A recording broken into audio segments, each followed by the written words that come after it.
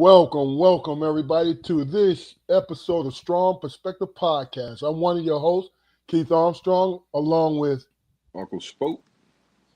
and we have a special guest tonight, Kevin Parker. Welcome to you, Kevin. Hey, welcome. Welcome to you, brother. Welcome. Yes, Kevin. Just to let you guys know, Kevin has a very powerful story that we wanted to definitely share with you guys, and I'm sure he's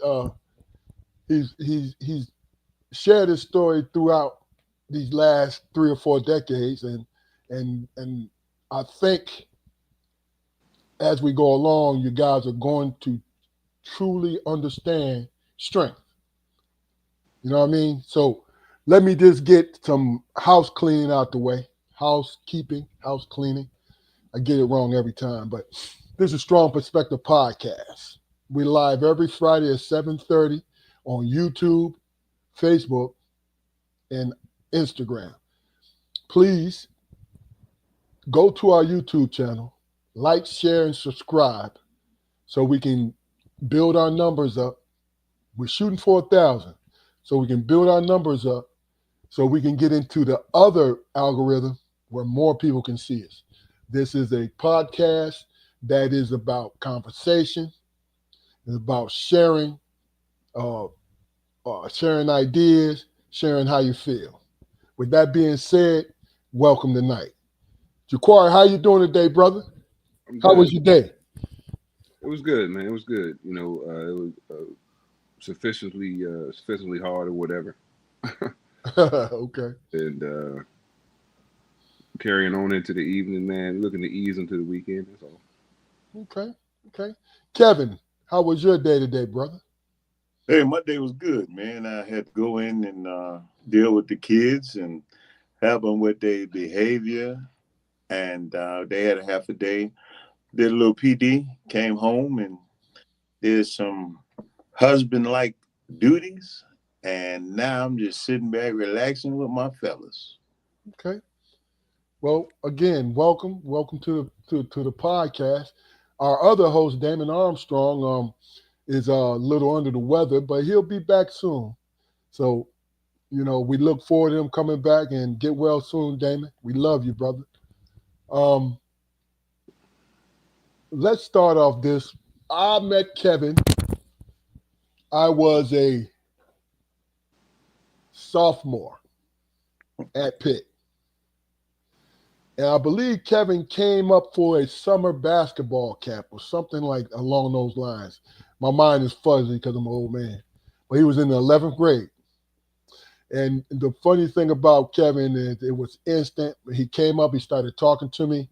He talked to me about basketball. He talked about everything. But the one thing that I noticed about the young man was, and I'm young myself, but how engaging he was. He had confidence. Is basically what I was saying, and what I'm speaking on, where he could just come up, because I was a star there.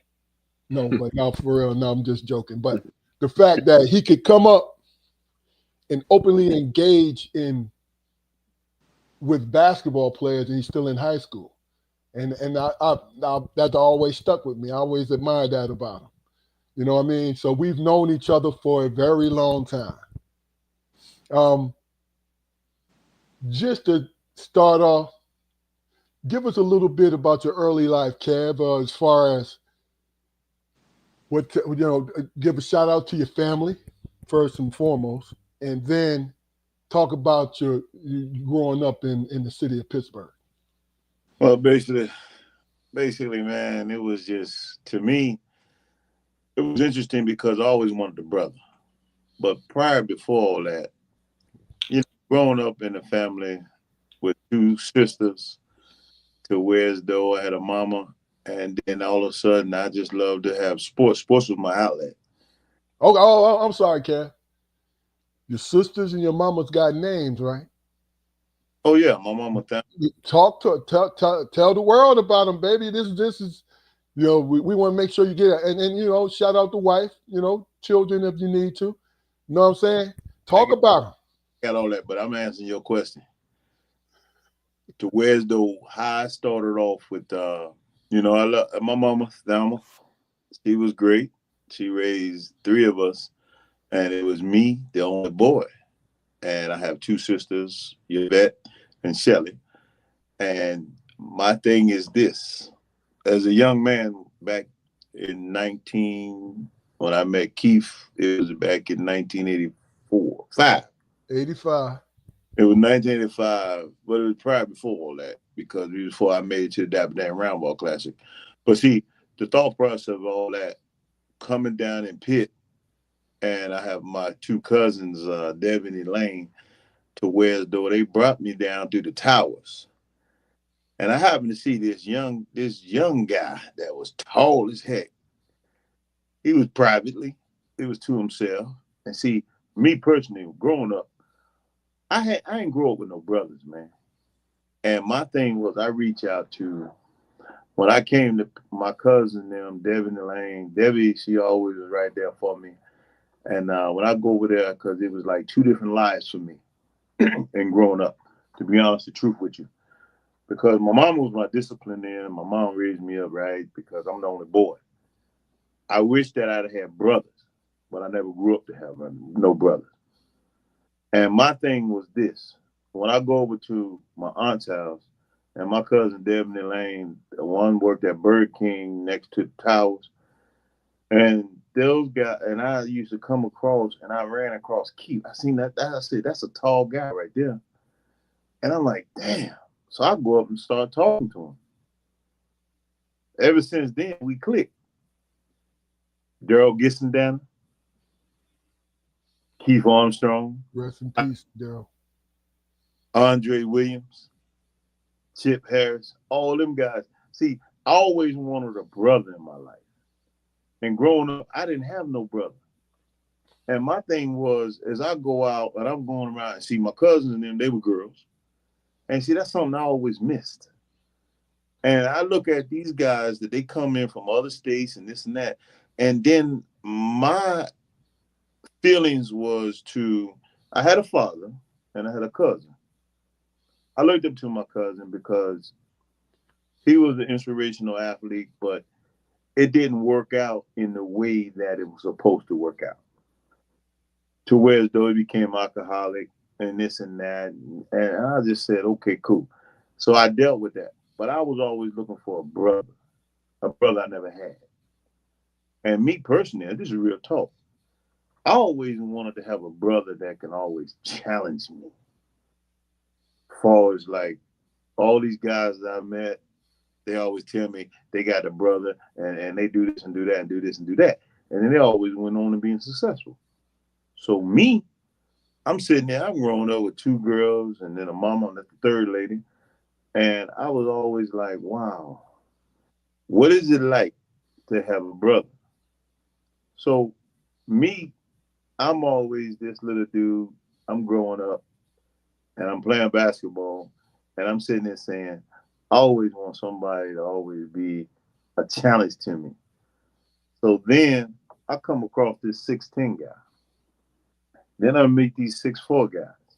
And my grandfather's 6'10", no athletic ability at all, just was tall. So I'm telling myself, like, wow, what is it like to have a brother? And then I got to look up to my sisters and my oldest sister, Yvette. She's just like, okay. And then she's like the leader of the house, but and then I'm the man. And then my mom growing up and moving around state to state, not state to state, but city to city, and this and that. But I always wanted a brother. So I come to Pittsburgh, not Pittsburgh, I come to Pitt. And then I meet Keith Armstrong. So you came to Pitt to recruit a brother? Yes, I did. I came to Pitt. You guys, when I came there, when I was in a camp, and I'm sitting like, what is it like to have a brother? And then my father gave me this he gave me this outlook. He was a people person too, because he had businesses and stuff like that. But I mean, me personally, man, I always wanted a brother. And I say that because even though God blessed me to have two sisters, but they was never ever athletically inclined. Mm. So it was just all up to me to sit back and say, wow. My dad played basketball at Shinley when he was young, etc. Wore number 9 and all this not. But he didn't excel. He excelled in other avenues. But me personally, I always wanted a brother, man, to where Okay. I can go in the backyard, he punch me, we fight, we do this, we do that, and we always wanted a brother. So I'm not downgrading my sisters. Gotcha.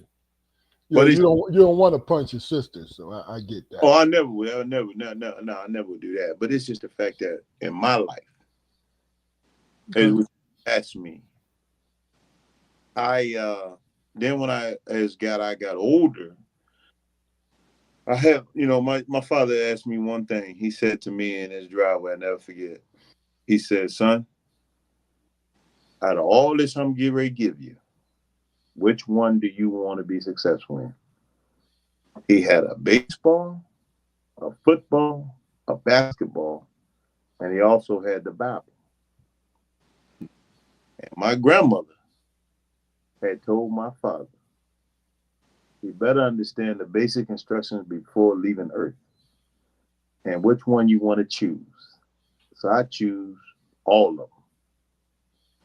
I wasn't successful in football as a young man. I choose basketball. Why? Because every time I got a butt whooping and I was angry, I let my frustrations out on the basketball court. But that's a whole nother segment because me, being the only boy, I always wanted a brother. Okay. Tell us, Kev, you're a Pittsburgher, born and bred, right? Yeah. Tell us about growing up in Pittsburgh because I want to move on to the later part of your life, but I wanted to make sure your homeboys or homegirls know how you feel about the city. Growing up in Pittsburgh for me, it was easy, man. It was lovable. I enjoyed Pittsburgh. Coming out of McGee Women's Hospital. Excuse me for a second.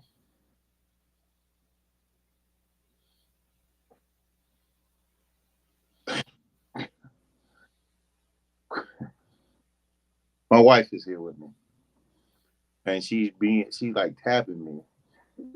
And I gotta let y'all know. I'm sorry. She's tapping me and telling me like I'm supposed to, like I'm not answering the question. I'm sorry. No, I'm really dog serious, man. My wife is sitting here. Yeah, well, hold on. Let me tell you both. Marion, he's gonna get to the question because I'm gonna steer him to the question, but he has a lot he needs to say. Mm-hmm. He had to emphasize he wanted a brother growing up, so we're gonna let him get that off. Mm-hmm. But everything is cool. It's cool. Y'all relax. All That's right. that's what this is for you to get on here and That's it. say what's That's on. it. Okay. That's funny though. I want y'all to know we're gonna laugh a lot about this later on. But go ahead. As my boy R. Kelly would say, now we got that out the way. All right. Well, look. All right. Let's just change it up a little bit because, like I said earlier, you have a hell of a story to tell, and let us just because I've known you from when you was in high school and met your mother once, met your father a couple times, right? And let's just get to it because I want to emphasize the strength that got you to the point that you are today. Um, you were a victim of gun violence. Do you want to talk a little bit about that, or should we just move on to something else? No, I ain't got no problem with talking about it, man. Well, let's talk about it then, brother. Hey, no problem, sir. I got you, baby. November 15th, 1992. I was driving downtown Pittsburgh, going into my father's establishment in Market Square, where I stopped at a stoplight at Forbes and Cherryway. And I'm sitting on the left lane. I'm in my car. I had two passengers, Tony Lynn Brackenridge and Stephanie Odom, which I was giving them a ride downtown because we had just left a function that watching a sports game of Jerome Bettis, Notre Dame against Penn State that I was invited to. And I'm sitting there at the light. A car pulls up on the right side, shot my car 19 times. I'm like, I don't know what I like at that particular time, but I was shot 7. She was shot twice on the side. She died on the scene. I pursued. Somehow they told me my car went across Forbes Avenue and then hit a pole and it stopped. From the gunshots that happens downtown Pittsburgh, it echoed and all this and all that. And the 61A bus was behind me that witnessed the whole thing. Caught me off guard. I don't even know why this happened, what happened. And when I was apprehended into the ambulance, I sat on the curb and then the ambulance pulled up and they put me on a gurney. And the lady that came to me, she had said, "Whoa, Kevin, I don't know if she knew me. I couldn't see her, but she knew me." And she was like, "Oh my God, not you. No, no, no, no." Anyway, they took me to Mercy Hospital and I laid on a gurney there and I listened to the doctors over talking. They said I got shot in my head from the right side of my temple, came out through my left eye and my right side into my chest, out through my chest, through my right elbow, my right bicep, and my right shoulder. And then they said they don't know if he's going to die or live, but they said I'm supposed to have been brain dead or paralyzed on the whole right side. I'm sitting there. I'm laying there, rather. I'm trying to figure out what the hell happened. And I'm listening to the doctors, and it is true. You do come out of your own internal self. And I'm sitting there like, what and why? What and who would do this to me? So next minute, I'm like intensive care, and I'm laying there, and the doctor come in, and I got an auntie, man, God bless her soul, she passed away. But my auntie was standing above me. She was praying for me. She was praying for me. And this is real talk.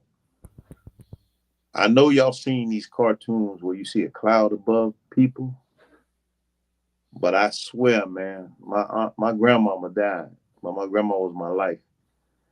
My grandma was in a cloud above me, and Jesus was coming to her. She took her right hand and put it up and said, "No." So Jesus faded away. And when that happened, while I'm in intensive care at Mercy Hospital, doctors come in and say, "Mr. Parker, can you feel this?" Because I was supposed to have been brain dead or paralyzed on the whole right side. I cannot talk, but I can mumble because my jaw was broke. I said, mm. They said, "Wow, you can feel that?" I said, mm. Next minute, I didn't like the breathing tube in my throat, so my left hand was good because this all happened on my right side. I took the breathing tube out, and I was like, but I couldn't really talk. And the doctor said, "This is unbelievable. How did he manage to live through this?" All I noticed next minute, I seen my family members coming in, and Keisha Armstrong came in. He was with Charles Smith and Jerome Lane and Demetrius Gore. God bless his soul. And I'm sitting there laying there. I said, all I can do is, I don't know what happened to me. But then next minute, as the days goes forward, it's coming up to Thanksgiving. I'm sitting there like, wow, what happened? They did not tell me until after, because they thought I was going to go into a shock that the girl died. She died on the scene. She was married with 3 kids. And I'm sitting there like, what? How and who did this? I'm telling you, this was crazy to me. It just tore up my whole world. And as I sit there and say this to y'all, it was devastating. Because I was like, how and what did I do in Pittsburgh to just play basketball, be a good guy, help people out, get the back shirt off my back, continue to play basketball, and do what I need to do and try with the Pittsburgh Steelers so I can make millions to help my family and friends. Then when I go to court, my dad said he don't want to come. I wish I would have felt like him at that time, because when I went to the court, it only took like 3 days to get justice. That really didn't matter to me, because when I go to the court, I'm looking at this dude, I'm listening to him testify. All he had to do was say he's sorry. You know what he said? Oh, I was drunk, I was high, and I ain't give a damn if it was Kevin Parker. It'd have been somebody else. I said, whoa. At that time, I was ready to get up, walk over to him, because I was angry. You all don't even know what I've been through. But that's another segment. We get to that. But let me tell you something. If this young man would have said at that time, I'm sorry for the grieving family, and to Mr. Kevin Parker, I'm sorry, because I don't even know you, I would accept it before I had to go through 3 years of hell, suicide, depression, angry, and they didn't ever apologize to me. So whatever they get, and due to the fact that I believe in the Lord, my Jesus Christ, my Savior, forgive and forget, and I moved on. Okay.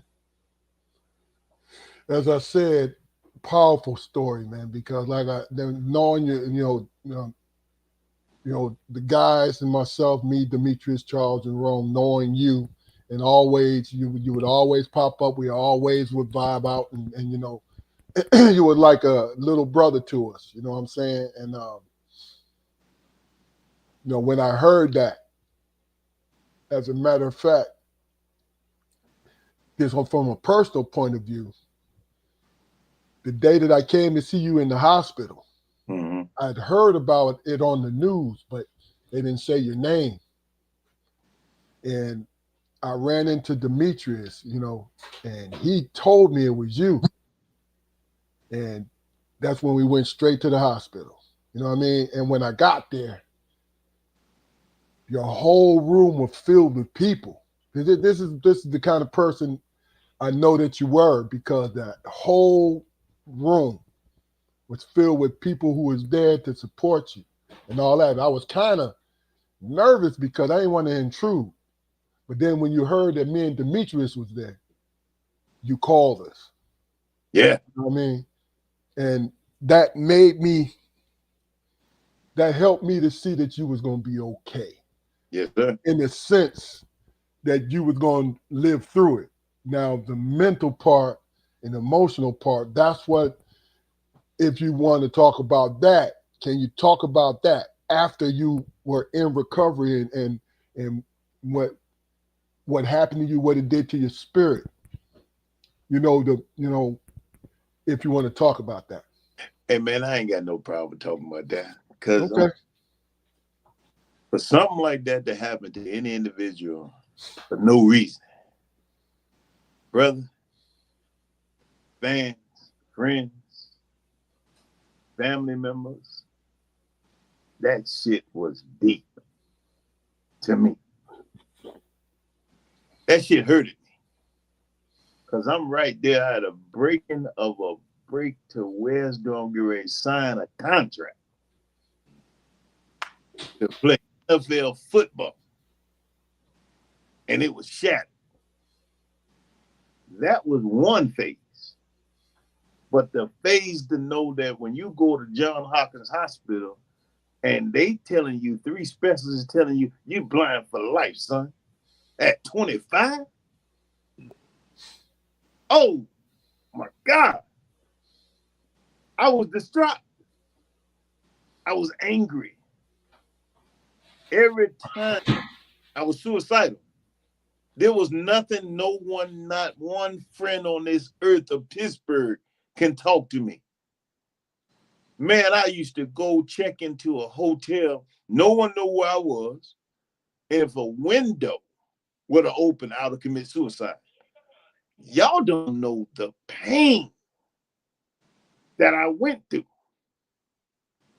I went through the most hardest thing of life for understanding that I see if I was a knucklehead growing up. I see if I was a person that was robbing and stealing. I see if I was a person that had no desire to live. Man, I would check in a hotel, sit there. Oh, of course. I would sit there and say, guess what? I don't want to be bothered with nobody because I felt I let them down. I'll say it again. I felt as though I let everybody in my circle down. And I wasn't that type of guy. I was the type of guy that had a circle that everybody achieved. And I wanted to be an achiever just like them. Man, people in the world do not know if you don't never ever deserve something that harsh and no one apologized to you, I'm sorry. And you got to deal with that.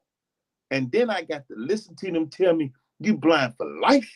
L-I-F-E? Man,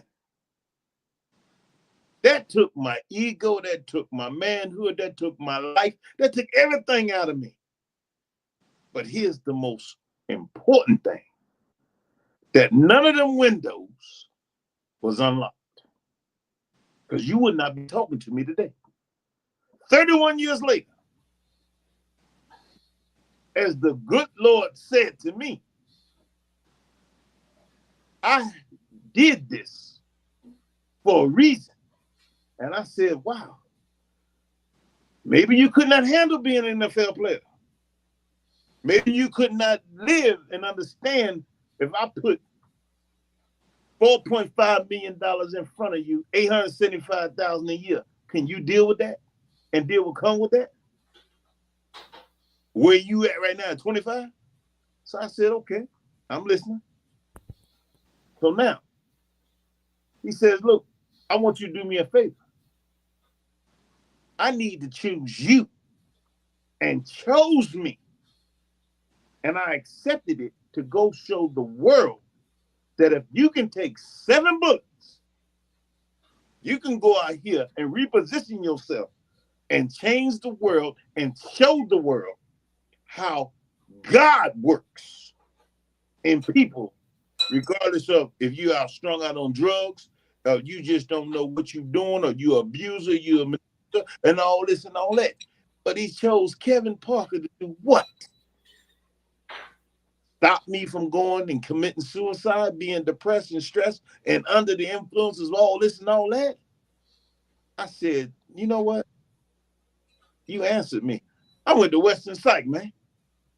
Yes, Kevin Parker went to Western Psych, going through this trial and tribulation that I went through. And I'm sitting there on the side of the bed. There ain't nobody around me but the door open. I said, what? I said, who there? You know me, I speak. Who there? Nothing I heard. I didn't hear a word. I just felt a breeze. And he said, I chose you. Man, there ain't nobody, everybody sleep. I'm sitting on the side of the bed. This is real talk, y'all. This is what I experienced. And Keith and I talked about this before. I've been in the dark. I'm still in the dark 365 days out of the year. But guess what? If you ain't a believer, you believe what I'm saying now. Because if he can bless me to where I'm at now, this is something that I don't even understand to a certain degree. He done changed me. He done changed me so much to where as though I used to call Keith up, angry as hell. I'd be like, what am I going to do? And I'd be attacking my friends that even did nothing to me. But now, I'm at a point in my life where as though at 31 years, just past November 15th, it passed. That made 31 years that Kevin Parker been in the dark. My religion factor, it's been there all the time. God never left me nor forsake me because he's always going to be there. But you know what he showed me? He showed me that, look, he said, look here, man, now I'm going to put you in a different position. I'm going to put you in a different place. I want you to show these babies, these kids, that if I can bless you, you can bless them. Whether they don't have no daddy, they don't have no father, they don't have no grandkids, I'm going to chose you, sir. I'm going to use the energy that I left and gave you life more abundantly. That I want you to go out there and let your light shine to these babies, to these kids, and show them that I chose you to touch them. Sorry if I got in the preaching moment, man, but I'm telling you, but I'm not a preacher. I'm a motivator. Gotcha. This is where I see that through all what I've been through and where I'm at today, sitting in my home office right now, talking to my peoples. This is what my stand is. And this is what my journey is going to continue to be until I journey. Right. While you catch your breath, brother, because that was powerful. Absolutely. Let me ask you this. No, Jaquari, do you have anything? I just want to say, man, hey, look, that was a hell of a mountain God gave you, man. But you know, sometimes the climb is hard, man, and we end up in a certain position just so we can be strong enough to reach back. And it sounds like that's what you did, bro. So, and you know what, man? I really enjoy that because now, as I go, like I left work today, and I was just sharing with my wife, man. I said, you know what, baby, I'm at joy and peace right now. Because that's why I asked God to give me peace and joy. Because here's the thing. One thing I've learned is that they call me Coach Parker on my job. And I coach them to behavior and make sure that they stay on behavior on a positive note, right? But I heard something. And I'm one of them type of cats, man, where I have my moments where I go on my devotion and I spend time to myself and I ask God, my wife put this in my heart. What did I do right? What did I do wrong? What can I do different? Better. So in saying that, I'm saying to you, when I have a little young boy come to me, I deal with pre-K to 5. Now, this is my 9th year in the Pittsburgh Public School. And here's my thing. Here's my motive, man. When a little young man come to me or girl, and a young man come to me talking about, yo, man, what's up, bruh? What's up, bruh? See, I want to talk to that young man because I want to coach him to success. Because the latter that I talk to him, I want him to be like, yes, ma'am. Yes, sir. Yes, ma'am. Yes, sir. Oh, yes. yeah. Yes, sir. I want a boy to come to me and I leave him not where he come out as a man. God's working with me to inspire me at 57 years old to encourage these babies. Because here's the deal. These babies don't have fathers. I'm a father. I'm a grandfather. I'm a man. I live by that. And even though I'm blind, but that's what I live by. And that's where I changed. And that's when I know the good Lord is blessing me as I go to Shallow Community Baptist Church right there in Homewood. I learn and I listen. Because my job and my journey now is to bless these kids. And then they gave me Coach Parker, the title, because I coach their behavior to success. Whoever don't like that, man, look, y'all can battle with me, but battle with God, because you got to believe. Oh, yeah. All right. Well, let me walk you back a little bit. Once you caught that breeze in Western Psych Yeah, and said and heard that you was chosen, right? yeah. Where did you start? If you can remember, where did you start? What was the beginning of that process? Oh, after I did that, man, I learned that he said I chose you. I went out and started running track. Okay, you started running track. Now, how did you begin? Who did you I get went. in contact with? The whole nine. Oh no, no. Here's how it began, man. I went out to the Guild for the Blind in Bridgeville, and God bless her soul. I hope she's still here, Miss Eileen Bender. And I'm sitting there working out, man, because I'm a workout buff. And I just sat there and I was like, okay. She come up to me. She said, Mr. Parker. I said, yeah. She said, I see you like to still work out.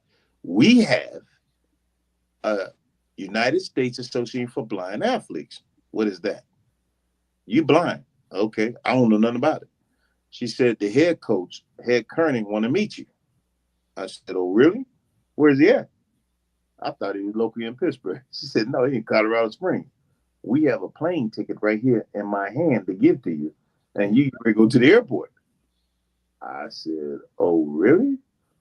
So I said, okay, I go tell my dad, my agent, my dad. Oh yeah. Hey, Dad, I got a plane ticket. I'm going to Colorado. He said, what? Who going with you? I said, me. And my cousin, Dow, drove me to the airport. I get on the other end. I'm like, what? I'm totally blind. He said, how are you? My dad got to lecture me. How you leaving here and you ain't got nobody going with, man, I got Jesus going. I ain't say that time. I said, I'm going to meet this coach. That's where I'm going. Because, see, my mindset is still, I want to be on a team. Okay. I'm totally blind. I still want to be on a team. I meet the coach. He put me up against a fast girl. And I'm like, okay, what about this girl? I don't even know what I'm doing in Colorado Springs. I don't know nothing about the track. He says, you going to run? I said, yeah. Because in Pittsburgh, I ran a straight line down the Bloomfield Bridge at that track field, the football field. I said, yeah, I still got it in me. Man, I took off, boom, couldn't breathe because the air down there is thin. Mm-hmm. So this girl looking at me, she said, you beat me. I said, oh, good, that's all I want to do. Couldn't breathe. It's a girl, you know what I'm saying? No offense to women, but I said, okay. So the coach, he said, Coach Kearney, he said, Parker. I said, yes, sir. He said, get some water. Because when you go to Colorado Springs, you got to drink water if you run because you got to get used to the air because it's really thin. And then he said, you made my team. I said, really? Because they wanted me to be a shot putter, Okay. discus thrower. And he said, well, you got some speed, tall as you is. And I said, yeah. That's when I came. And I said, well, the freight train runs fast, don't it? He said, yes, it is. That's your nickname. Okay. Great trade. Freight train. Freight train Parker. I Mm-hmm. said, thank you. I appreciate that. So I met the team, and I'm looking at now. Now, here's what comes with that. These are blind athletes. I'm a B1, which is totally blind. You have B2, which is partially blind. B3 is people that's losing their vision from a disease that still wants to be an elite athlete. So that's what United States Association for Blind Athletes is. Me, I was like, cool. Flew back to Pittsburgh. He said, you got to get a sponsor and then you got to get some coaches because it's an individual sport. Man, I came back home to Pittsburgh and I looked at one guy named Mike Turner. And I said, Mike, I made the team. He said, well, now we got to build a committee for you. What does that entail? I said, we got to find a sponsor, etc. Fila picked me up, 9-year career. Roger Kingdom, you know Roger. Yes. Roger was a 6-time hurdler. He came aboard and he started training me. And I ain't never ran that much in my life at Pitt University. I never went to Pitt in my life, but just played basketball with you guys. They gave me the facility to run and train there. And Coach Lewis, the track coach, and Lee McCray. Yeah. Oh my God. I ain't never ran that much in my life. So that's how all that generated, man. Wow. Okay. Okay. So talk about your accolades after you got your foundation as an athlete. You know, is there any medals that you won? Is there anything that you accomplished? Oh man, Keith. There was 38 races a year. Now I started, I get with you. It started, I lost my vision in 92, November 15th, 1992. And I started back in the career of running track in 93. I could not go to the 94 Olympics. So the next Olympics were 96. So I had to train. It was 38 races a year, and I had to build up points to Okay. lead 6 Olympics. So I was like, okay, so I'm running, and then they have sanctions where events take place all around the United States. I was unable to qualify for any of the World Games out of the state because I just started. And after 93, I had to run and build up points in 94. Then I had a major injury. What was that OJ trial? 94 or 95? Hmm. What was 95. it? Who? OJ was 95. Okay, now I had an injury on my knee. My left knee was a severe injury that put me out for 8 months, but I came back in 6 months in 95. So that was my soap opera. But I had to train, but I was building up points. And, our hub is in Colorado Springs.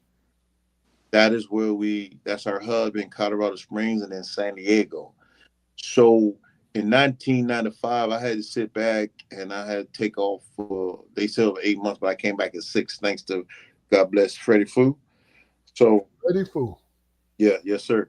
So Freddie Fu did all my 9 knee surgeries and he did that major one. And then I just started focusing and got my training regimen back together. And so that was in 95. And they told me, well, Kev, you coming back early and you had to build up points. And then I built up points to go to the 1996 Olympics in Atlanta. And boy, what that a journey.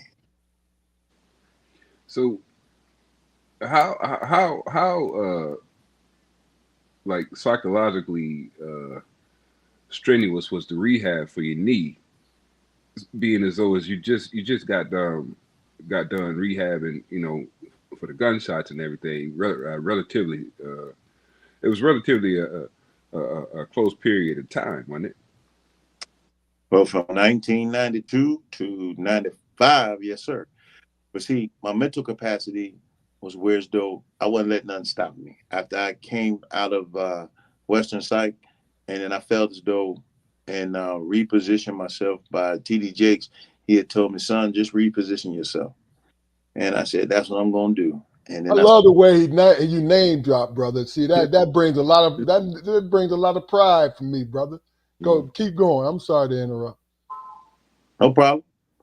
But that's how I repositioned myself because that's when I started leaning more to my faith. Because then that's when I started telling myself, and I had scriptures too, that sometime I wear t-shirts and I say, God is my light and my salvation, whom shall I fear? Philippians 4:13. I can do all things through Christ who strengthens me. To where though that starts selling in me. And I started meeting different celebrities. I met Mike Tyson, Deion Sanders, and all them guys. But see, my thing is this. This is me. And I start seeing the light at the end of the tunnel. And I'm sitting there saying, after I had that encounter with Western Sight, I said, look, all I got to do is reposition myself. And then I got to do this. And I had to dig deep down into my soul and say, guess what, Kev? This is your future. And accept the fact for the rest of my life, as I'm sitting there talking to you, I'm totally blind. But see, I'm not blind. I just can't see what's in front of me. And see, I have a high spirit to where, though, like I Okay. said, my faith. God is my light, my salvation. Whom shall I fear? I have no fear. I fear no man but God. So therefore, I had to put my left foot forward and let my right foot follow.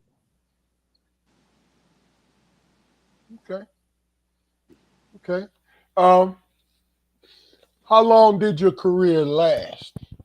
And I, after you answer that, talk about,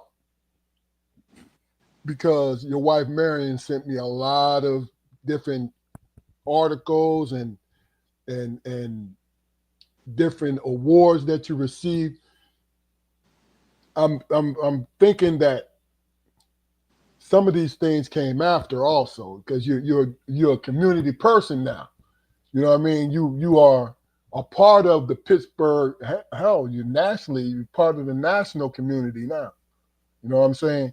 So how long did your career last? well, the career lasts for 9 years, but in the midst of all that, like I went to the '96 Olympics, and then I went to the 1998 World Championship in Madrid. But in 1997, after I came back from the '96 Olympics in Atlanta, I was like, wow, I never in my life thought I was a man of the year. I got the Man of the Year award through the NAACP. I'm sitting there like, only coaches get that award, not KP. Gotcha. Then after that, it's just, and then I got a confirmation from who the president at that time. What was his name? What's that president's name? What? Bill Clinton. Bill Oh, Clinton. I got a proclamation from Bill Clinton, and then that was in '97, and then I went to no, I got the Jackie Robinson Breaking the Barrier Award at Three River Stadium by Kevin McClatchy, and I got a proclamation of Breaking the Barrier Award from Kevin McClatchy from the Pittsburgh Pirates and Willie Stargell, God bless his soul. He was my escort, and they played against the Houston Astros. And it was sold out, man, and that was the most beautiful moment in my life right there. That's one of them. And I got that. And after that, man, awards just started coming. I ain't Italian, so I got the Italian Hall of Fame. How you gonna put me in Italian Hall of Fame? Italian. They called me up, and it was Bill, dude played for Pitt. You know my man, Sears and South. What's his name? South Sincere. Sal Sinceri, yeah. Remember Okay. him? Yeah. Linebacker. Yeah. Yeah, man. Know him well? Yeah, yeah, I remember him. Yes, sir. He came up to me, hugged me. He was like, "Kevin, I remember you as a kid. I know you too." So Yeah. we was I was stumping the yard that was around the same time. I know exactly who you're talking about. and he just broke out emotional and all this. I said, "Okay, I ain't cried no more, man. I'm done with crying." And I'm like, "Y'all giving me an Italian Hall of Fame award?" And I got that piece downstairs. I don't know if my wife showed that to you, but She did. it She like did. a Grammy. It like a Grammy. It like a Grammy, dog. So I said, all right, cool. I accept. And I went and I did that, and that was emotional to me too, because I never knew the Italians loved me neither. So in '96 in Atlanta, you was down there in Olympic Park when Yep, all that thing happened down there, huh? that new facility, man. And then I met Deion Sanders down there because I was doing a little trial run, Mhm. and he said, "Who is that big dude running?" Mhm. And I met Jackie Jonah Kersey, and of course Roger was down there, Lee McCray was down there, and all them so guys. so just to get it, just to line it up a little bit, you guys were down there at the same time, or or was it staggered different date Nope, when the other Olympians? Y'all, you were down there with like the '96 basketball team and all those guys. no sir, track and field. Okay. No, we that was staggered. But we were in the summer, and Roger was there, all the track and field. Okay, because see, what I was trying to figure out, and I think Jaquari was trying to allude to when the bomb was set off down there. Yeah, Were you down? Were you down there for that? yep, in the stadium. Wow. We was Wow, and that's all great. that. don't really, because I'm totally blind, but we had to leave and we left. Yeah. So all that, we had to go back to our Hyatt hotel. We lived downtown. Whereas though I ain't never knew what they was talking about, the underground and all that, fellas. Yeah. But I walked through it and I couldn't even see it. Ain't that a bit? I get it. I'm just keeping it real with you. Now, forward. Now here's the thing, man. After all them awards that I got in '97, now here's the big kicker, man. The World Championship. Now I done made a lot of points because after the '96 Olympics, that added points, right? And then after the '97 season, remember it's 38 races a year, right? Now, FILA look at me, they said, you get ready to leave out the country. I said, yeah, and? Now my team, the coach come to me and said, Parker, we need to talk. I'm like, how we gonna talk? I'm in Pittsburgh, you're in Colorado, and we got to meet in Washington. So I said, let's hold that off. So now, I done made points to leave out the country, fellas. Ooh, my Lord. Okay. This experience going to Spain, we had a meeting in Colorado. I guess I wasn't paying attention. They give you an envelope and all this and all that. You get cleared and you get the notice that you leaving out the country. There's 99 of us, right? Women and men. Mm-hmm. B2s, B3s. Your boy, Kevin Parker's like, I'm going where? You're going out of the country to Madrid, Spain. I'm like, oh my God. Boy, I got a praying auntie, right? I was talking to auntie. Auntie, God bless her soul, she passed away.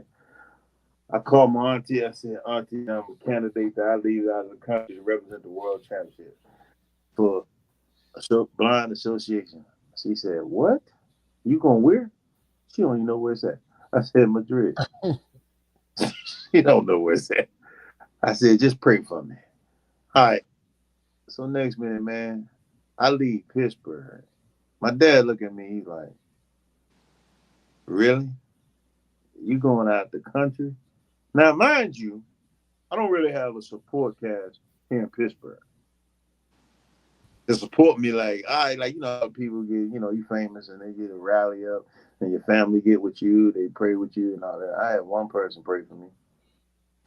That's another old story in my book, chapter in my book, but I'm going to keep moving forward. Man, I go on a plane from Pittsburgh to Washington. I go there, I got $1,000, right? I don't understand what's fitting to take place. We go through customs. They take $500 of my dollars. I'm looking at them like, what? Wait a minute, I got $1,000. You know, I got my passport and all that's legit. I don't understand about customs, man. Y'all don't understand. I've never been out the country. So I'm like, all right, cool. So we aboard this plane. Whoa! Bro, why they take the $500? I'm trying to figure that one out. Did it cost 500 to get it to Spain at that time? I got 1,000 in my pocket. Okay, Mister, you only can take 500 through this custom. Oh, and in Madrid, Spain. Got you. I said, I don't understand all that. See, mind you, Kevin Parker never been out the country. Yeah. So anyway, make it long story short, I get on this plane.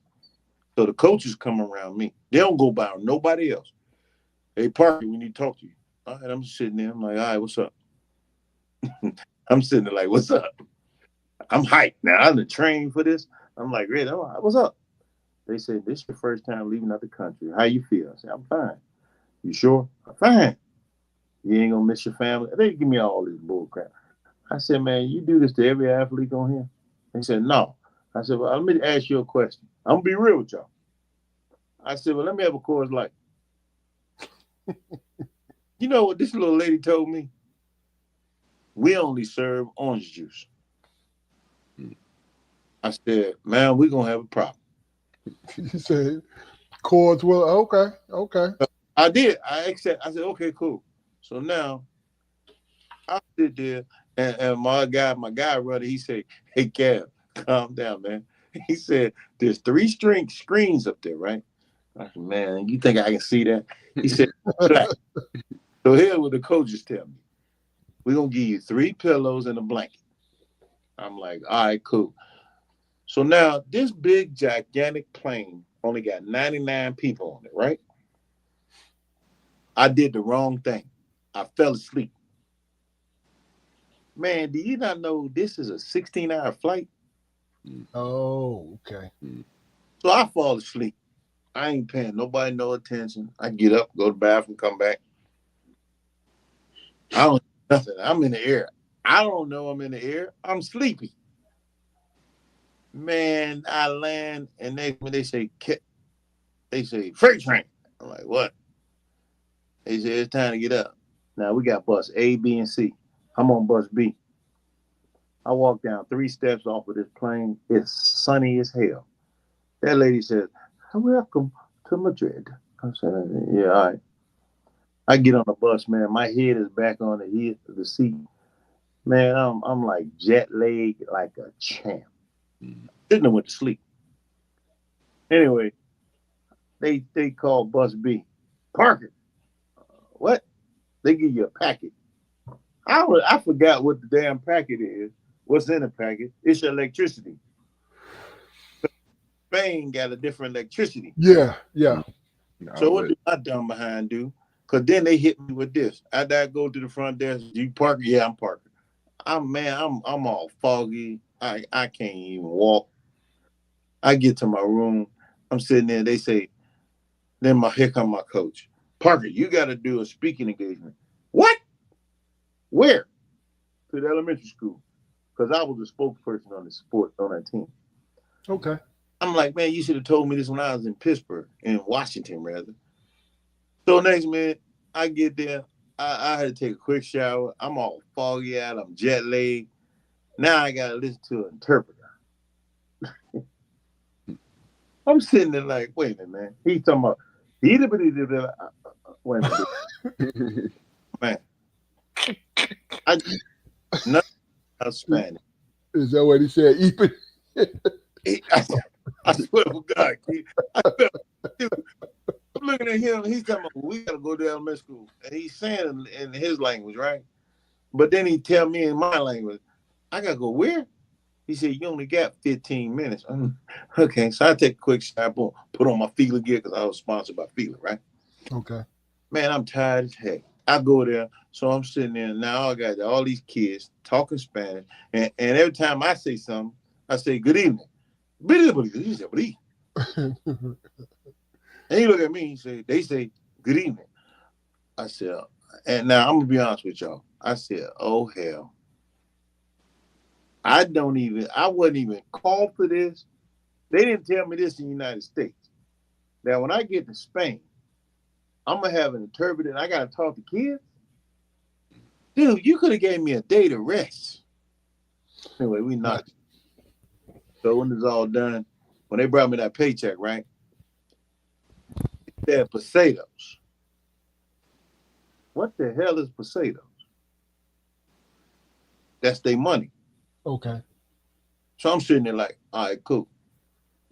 So I get back to the hotel. I said, Coach Kernan, come here. Come here, man. Why you set me up for this? He said, but you wait till you see this paycheck. I don't care about that. I don't even know. I left $500. I'm like, all right, cool. You still worried about that 5. I know. So then all that. On a positive note, then he gonna tell me tomorrow, y'all gotta walk up to this post office, blah, blah, blah, blah. And you gonna go in sections. Man, forget all this section shit. Now it's day 2. So next, I'm like, all right, cool. So now we walk up there, we walk out. Oh, I'm still tired, man. I'm jet lagged like a mother. So we go to the post office. The lady tell me, Mr. Parker, this thing you got. Now, what? What you hit me with? Tell me about your events. Man, look, I ain't got to the events yet. Look. We was waiting. I was trying to be patient. I was getting ready to ask you, did you win? What's going on? Okay, anyway, y'all. Anyway, okay, my wife hit me out, man. This one ain't upset with me no damn more. Anyway, I'm telling my experience as a blind man. So I go to the post office. This man gonna tell me, how much you find? He give me these coins. They call for safe. Anyway, so I'm like, cool. We walk out of the post office. So now I'm walking down the street. I'm hungry. So I'm like, what's around here? So next minute, they tell me McDonald's. So I go to McDonald's. So now here's the thing. So I go to McDonald's, y'all, and I'm telling y'all, man, this shit was crazy as hell. I'm telling you. I go in there, this man gonna tell me I ordered a Diet Coke, fries, and a burger. So I'm sitting there like, all right, cool. This man tell me 1,250 potatoes. What? 1,250 potatoes? Dude, I ain't never went and the whole team is behind me and people in there, they looking at me like, Mister, and the manager come out, whoa, whoa, whoa, whoa, whoa, whoa, whoa. What the hell you, whoa, whoa, whoa. Sure. This lady said 1,250 potatoes. I ain't never went to McDonald's and spent 1,200 potatoes in my life. They like, no, and I'm big as heck than all the people, right? They like, man, I said, let me tell you something. What did it mean in your language? Because I know in English it means, what you saying? You said $1,250? No. To the dude tapping me. He said, little dude, he said, he cracking up too. I said, I don't see nothing funny. He said, no, it's $2.50. Oh, okay. I'm like, what? Man, give me the next question. Hey, Chad, No, man. This I'm gonna tell you the funny thing. When when we always like, yo, we gonna get to the race. You say, I'm gonna finish this story, and you turned that. You went 3 times as fast, and I went down the tree, and I'm gonna finish this damn story. Shit. Hey, you know what, Kevin? I've been wanting to ask you, man. You know, being in the situation and how you lost your sight and everything. You know, up to 25, you know, I imagine you have perfect vision or whatever, and then having it taken away. You know, not through like a disease or anything like that. How different is your memory, man? How do you memorize? How did you memorize those events? Because me, man, I rely so much on my vision, man. You know, especially remembering and learning and retaining things, man. I don't have any idea how I would have functioned. So how how do you remember those special moments? You know, if you can't see them like that. Well, basically, one thing about me, man, I remember everything, and that's a gift that I have. To whereas though I could tell Keith right now, back in 1986, no, 7, when he was sitting on the wall in Pitt, across the street from the original, him, Demetch, and Charles. And I just have a great memory of, see, like I said, when I do something that will stick in my heart and my memory, I just have it. Because this particular day was interesting. And Keith gonna laugh about it, but he gonna say, damn, he do remember that. It was nighttime and I pulled up in my red Plymouth. I parked it across the street. And we were sitting on the wall. I go over there, what's up, man? And Demetrius was talking about Detroit. And then Keith chimed in, Detroit is this, Detroit is that. I said, well, you know what? I live in Pittsburgh. Never been to Detroit. I said, right now I got a full tank of gas. Tell me what Detroit is like. See, but my memory, man, I always remember my life because my life was important to me. And it brings back a lot of things that I've done positive that I wish there was a lot of things that I could have done better. And I wish that there was things that I could have done different. And it's just embedded in me, man. I have an elephant memory. Did you ever pick up Braille? I did to graduate, and I left it alone. Oh, okay. Because that's too many dots when I'm used to writing letters. Mm-hmm. And you pick up a Braille book right now and close your eyes and try to figure out all them dots. You'd be like, this is crazy. On the real, I'm being real. But yeah, I picked up Braille to graduate. But that's not, because I came from sighted to blind. Mm-hmm. And that's not really important to me because I still can function. And I thank God that I can function to where I can talk to you like I'm sighted. Okay.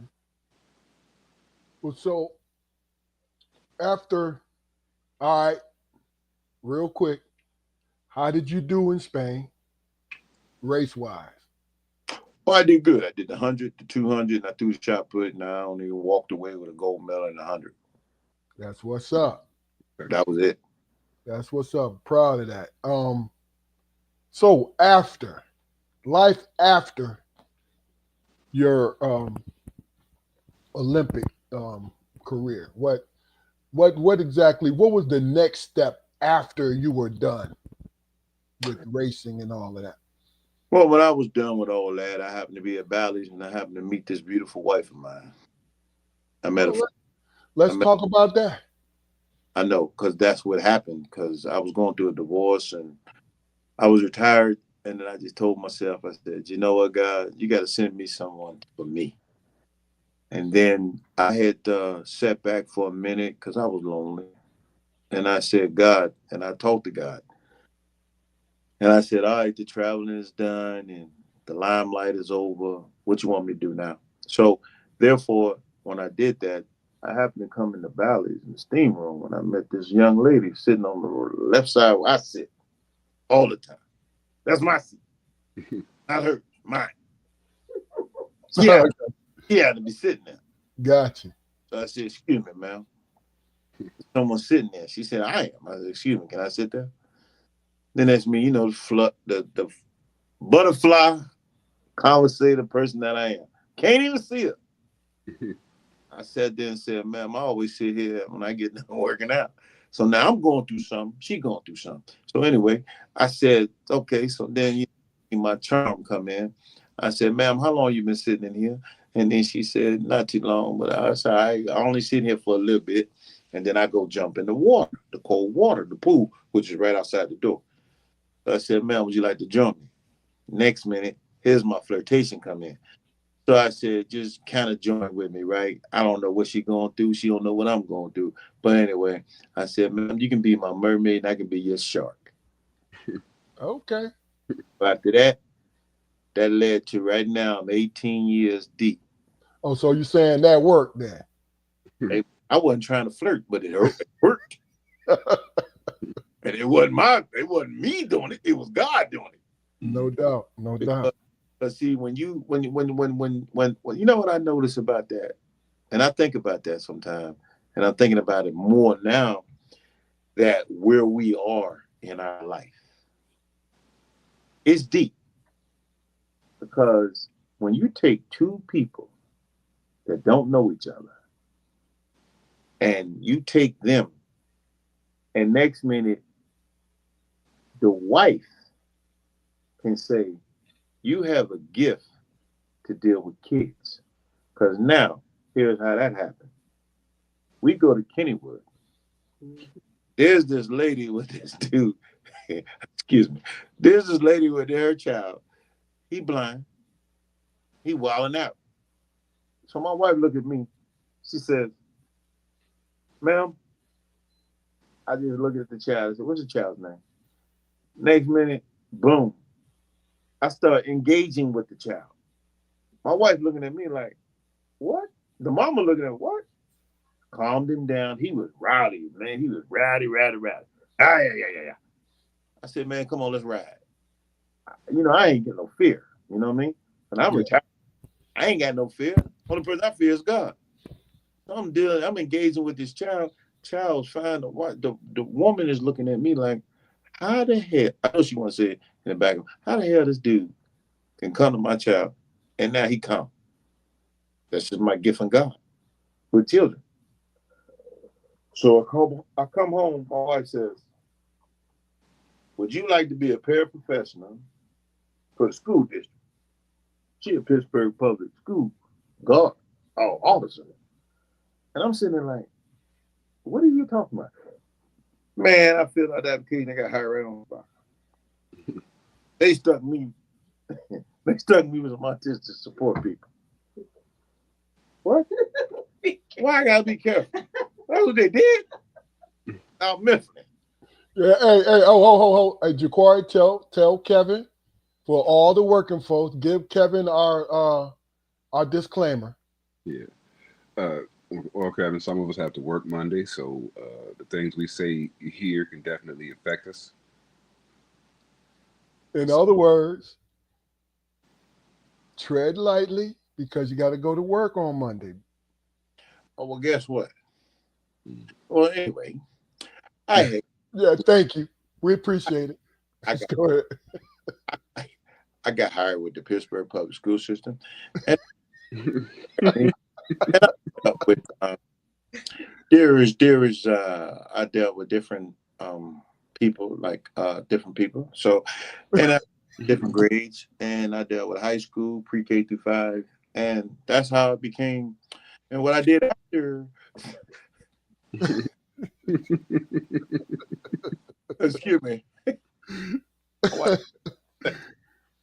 Mm. Yo. Hey guys, how you doing? We're good. We're good. How you guys doing? Hello. So, let me tell that story because he left some parts out. Okay. We were at Kennywood. I'm sorry. We were at Wood on a date, my husband and I, and there was a lady, like he had said, and her son was having a really hard time. I'm the police officer with the school district, and I actually took Keith's position. When Keith retired and left, it actually opened up a spot for me. I had just graduated from the police academy when he retired, so the chief put me in that spot. Now, Kevin and I are dating. Let's fast forward some time, and we are out at the Kennywood. The young man was inconsolable. Mom couldn't handle him at all. My husband responded so extraordinarily well to this young man in a very bad state, without me being too specific, that the lady let us take her child. I showed her my badge because I didn't want her to think that there was any problem. I'm since retired, but I says, listen, I'm a police officer. My husband is a retired athlete. He calmed him down, and he did it in such a unique way. I noticed you all were asking questions how Kev does these things, and I think it's just gifts from God. The memory is phenomenal. He'll take us places that I've never been, and he can take me turn for turn. He has an ability to interact with people when they're going through something, and I think that's because he had dealt with such a unbelievable traumatic situation with the shooting, that with the bullet going through his head, that he shines when he's helping somebody else. I can believe that. I can believe that. Without a doubt. So, I'm telling you, Keith, at that moment, I said, you need to work with the district. We need more men, number one, more Black men, number two, in the district that have the ability, because of their life experience, to show empathy, to show sympathy. They've been through ups and downs and know how to calm and deal with all age, the whole spectrum.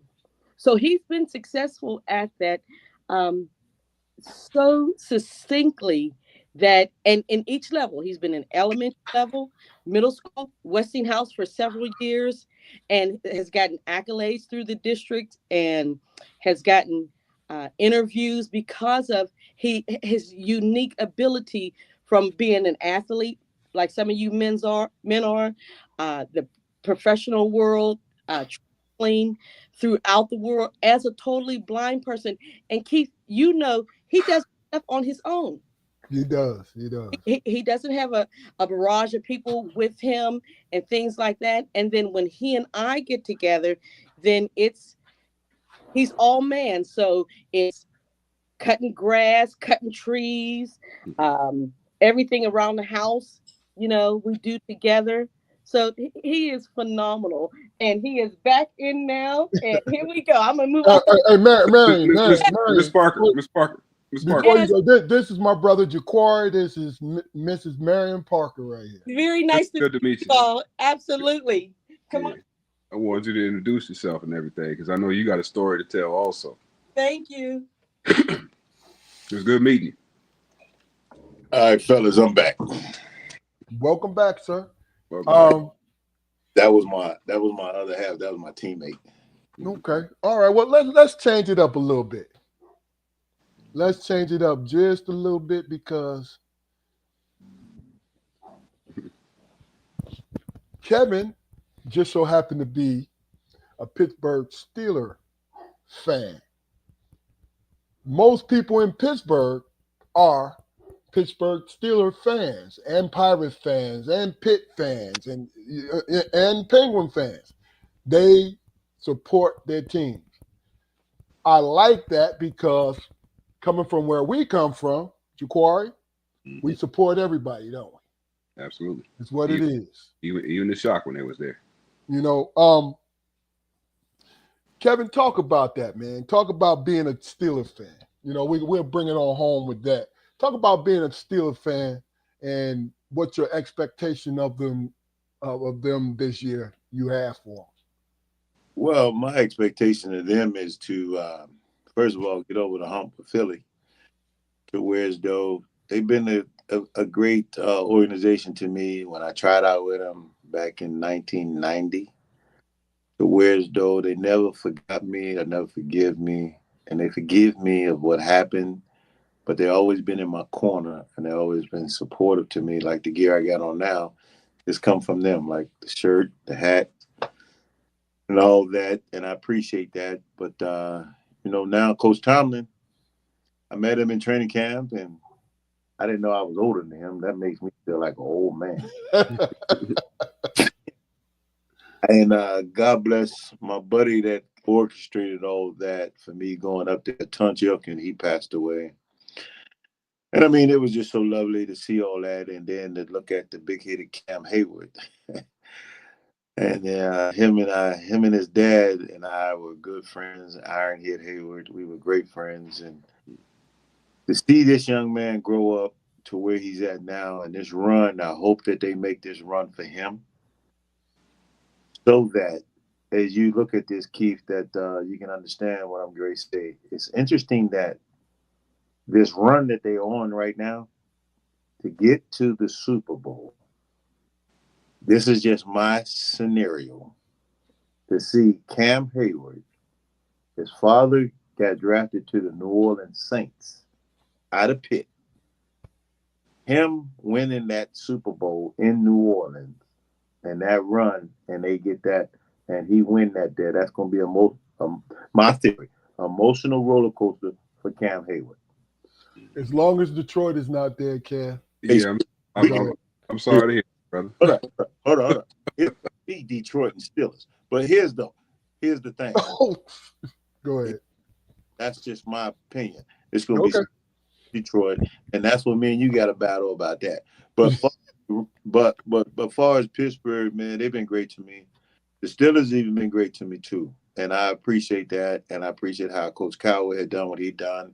He got a poster of me and put it in the locker room and said, this man can strive hard and drive hard for what he's been through and overcome his obstacles. You guys can do it too. So I said, I thank him for that. And Mike Tomlin, Coach Tomlin, he's a great guy because we go to Man Up Conference every year. And he's a great inspiration. And I hope them to get to the Super Bowl. Okay.